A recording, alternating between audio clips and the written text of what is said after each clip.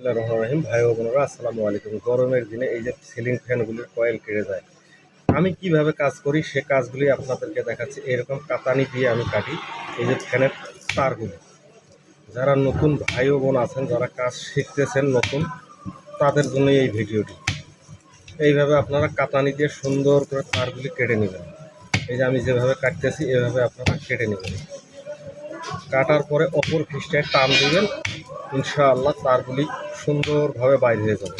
আমি প্রসেসটা আপনাদেরকে দেখাচ্ছি, ভিডিওটি ঠেলাঠেলি না করে ভিডিওটি দেখে মন্তব্য রাখবেন। এই যে আমি কিভাবে বাইর করতেছি আপনারা অবশ্যই দেখবেন, মনোযোগ দিয়ে দেখবেন ভিডিওটি। এই যে দেখুন, এই যে টান দিলাম, সুন্দর করে তারগুলি বাইর হয়ে আসবে। অনেকে অনেক কিছুই মনে করেন তারগুলি কীভাবে বাইর করবেন, অনেকে সমস্যা হয় বাইর করতে।